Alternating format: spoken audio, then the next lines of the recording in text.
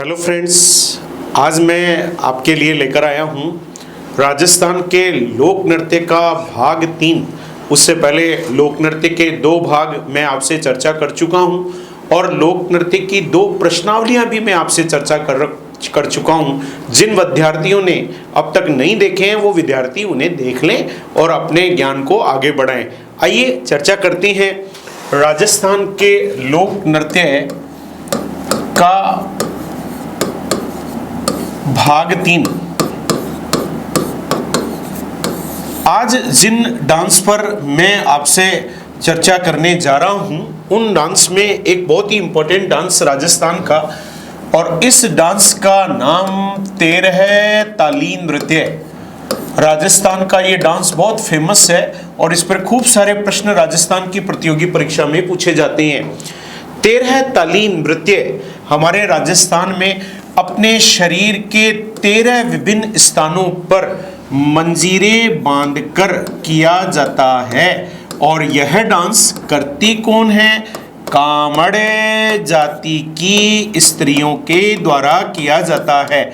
कामड़ जाति की स्त्रियों के द्वारा अपने शरीर के 13 विभिन्न स्थानों पर मंजीरें बांधकर अपने हाथों के मंजीरों से प्रहार करते हुए ये डांस किया जाता है। इस नृत्य का उद्गम स्थल एक गांव है और उस गांव का नाम है पादरला गांव। पादरला गांव कहाँ पड़ता है? पादरला गांव पाली में पड़ता है और तेरह ताली नृत्य का उद्गम स्थल इस गांव को माना जाता है। ये जो तेरह ताली नृत्य है ये एक मेले की विशेषता भी है। रामदेव जी के मेले की विशेषता कौन सा डांस है? अतः उस डांस का नाम तेरह ताली नृत्य है। यह डांस कभी भी खड़े होकर नहीं किया जाता है। यह डांस तो केवल बैठकर ही किया जाता है।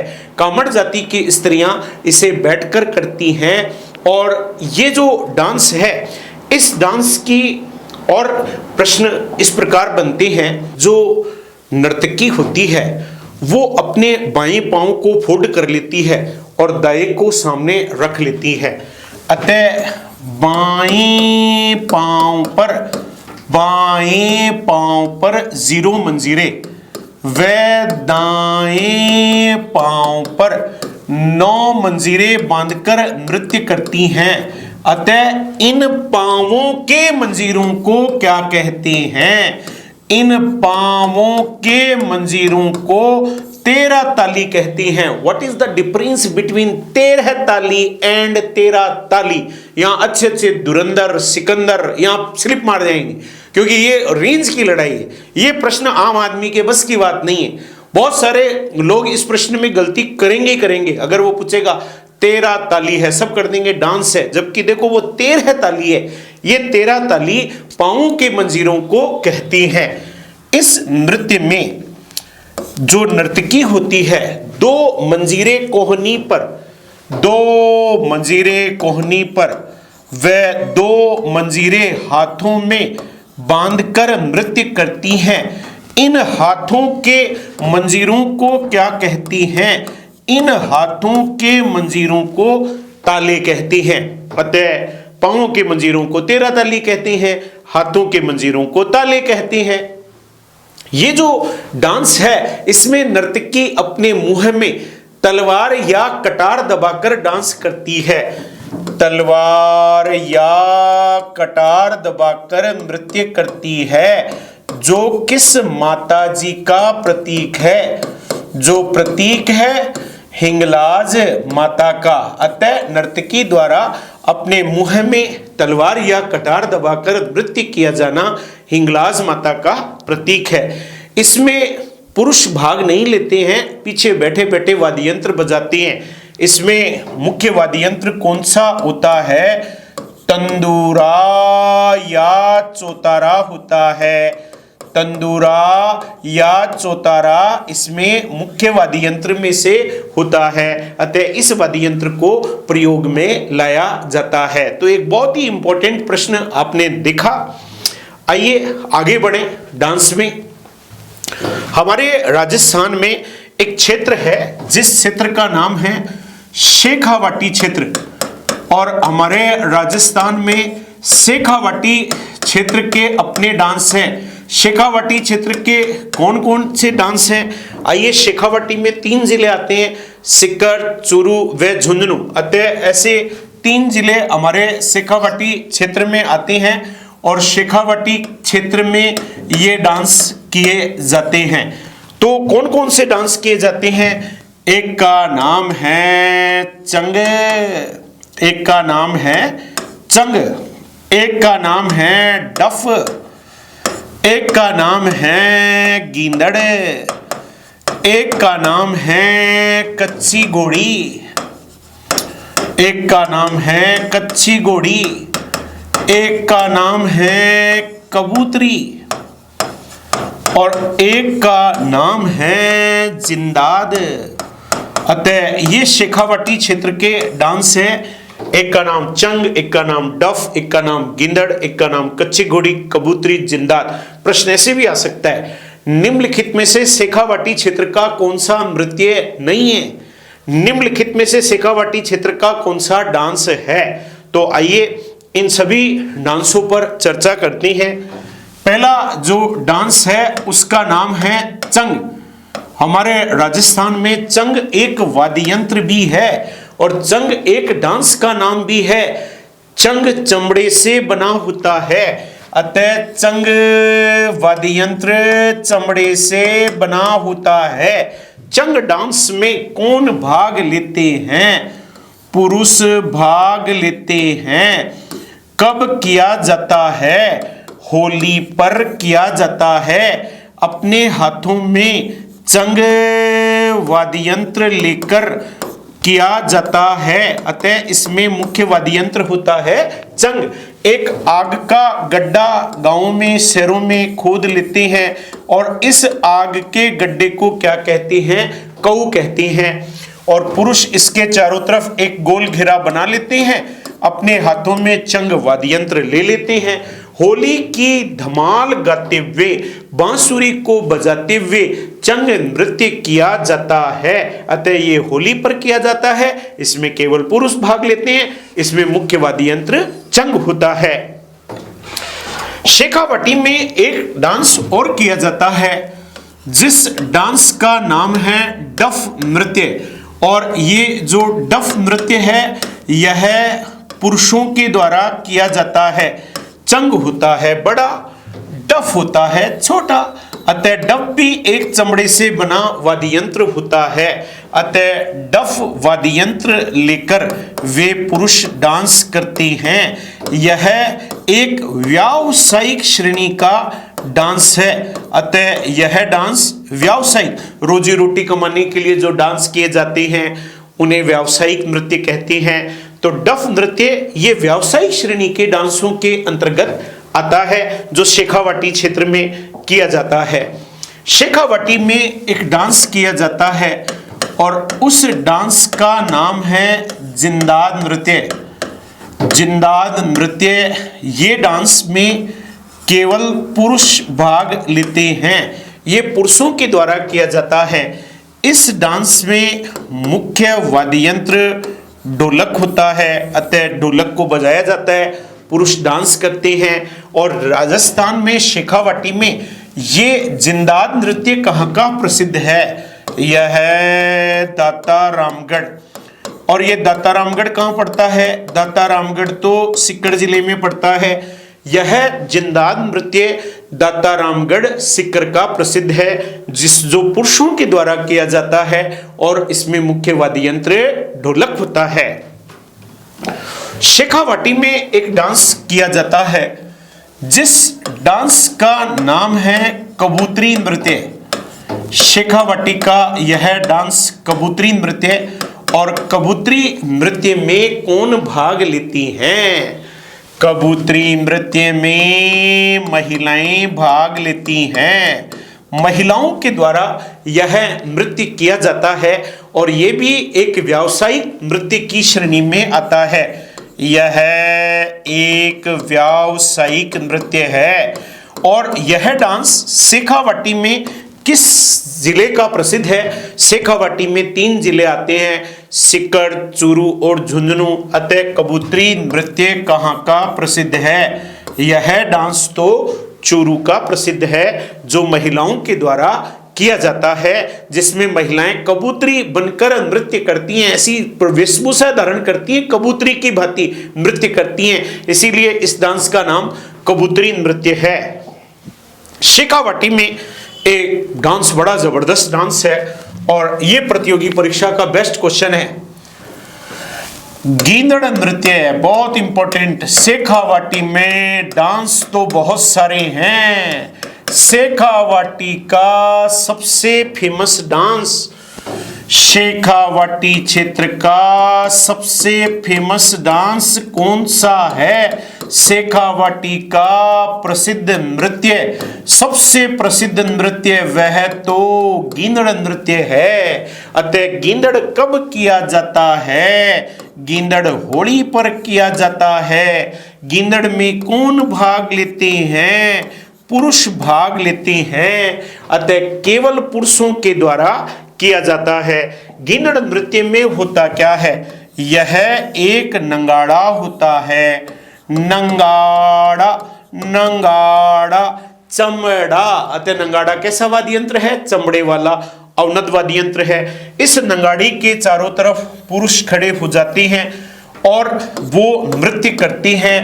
इसमें महिलाएं भाग नहीं लेती हैं। महिलाओं के कपड़े भी पुरुष धारण करते हैं। अतः वे पुरुष पात्र जो महिलाओं की वेशभूषा धारण करते हैं उन्हें गणगौर या मेहरी कहते हैं।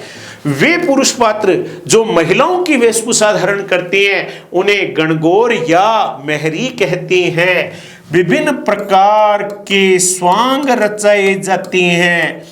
सेठ, सेठानी, दुल्हा, दुल्हन।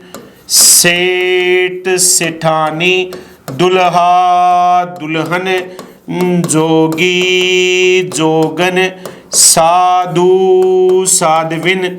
सेठ, सेठानी, दुल्हा, दुल्हन, जोगी, जोगन, साधु, साध्विन आदि स्वांग रचाए जाते हैं, गाना गाया जाता है।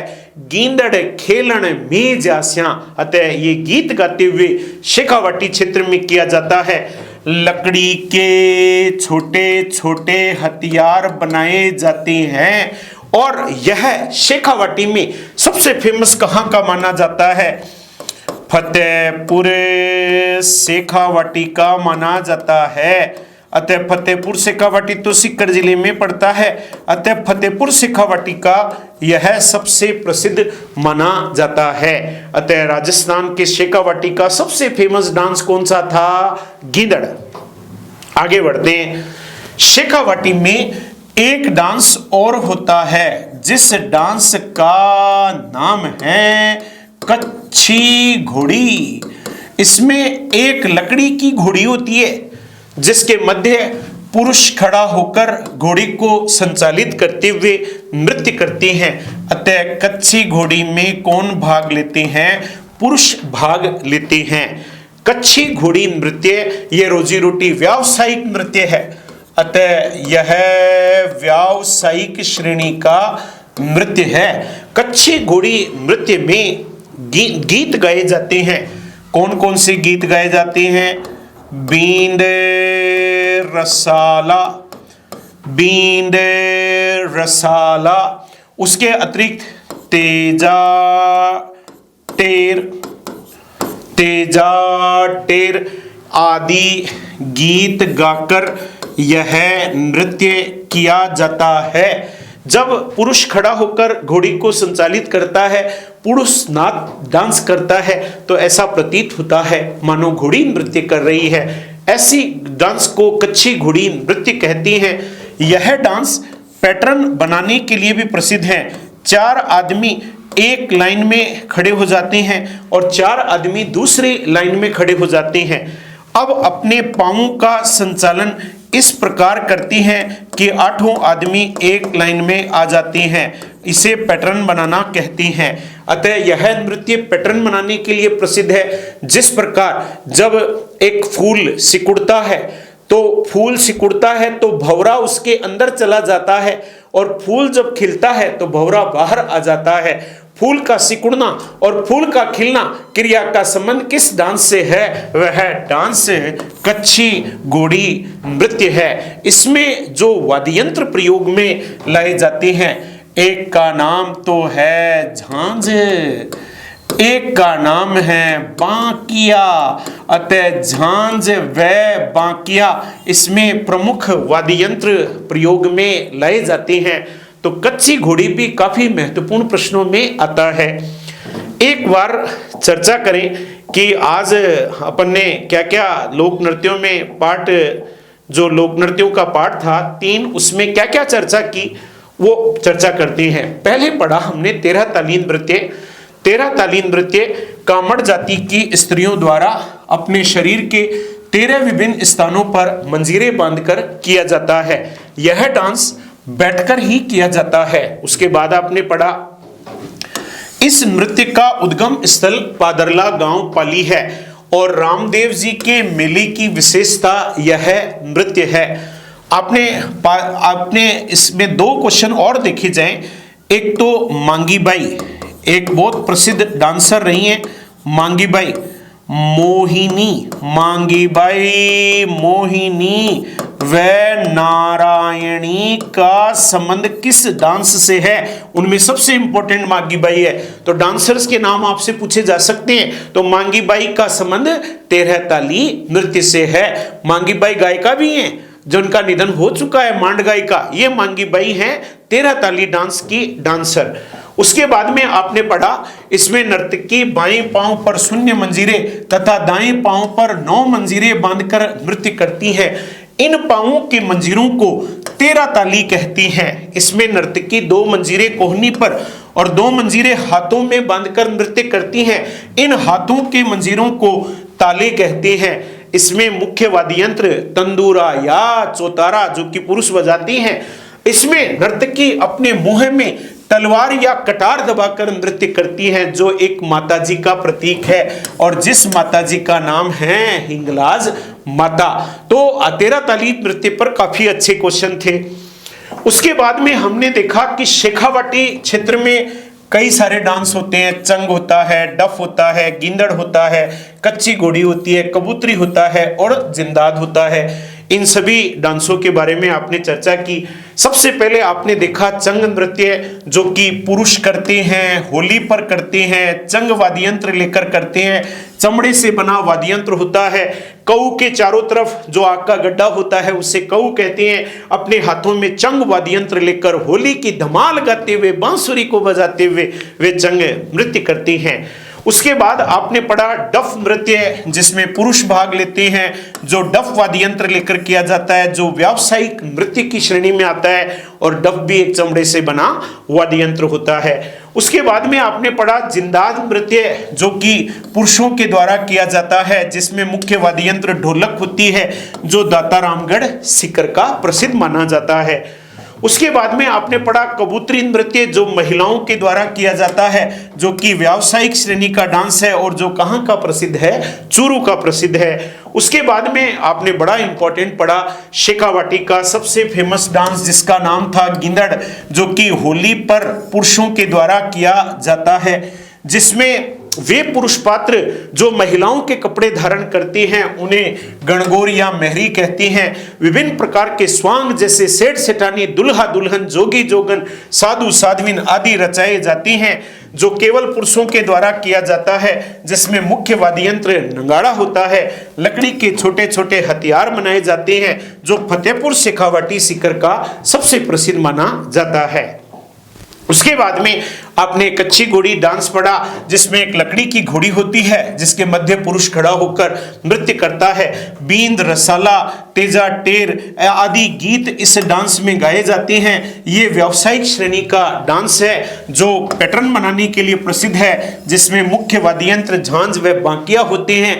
फूल का सिकुड़ना व फूल का खिलना क्रिया का संबंध इसी डांस से है। तो आपको हमारे लोक नृत्य का भाग 3 कैसा लगा, इसके बारे में चौहान को लाइक शेयर सब्सक्राइब नहीं चाहिए, कमेंट्स चाहिए, कमेंट्स, ओनली कमेंट्स, क्योंकि कमेंट्स ही चौहान की ताकत है।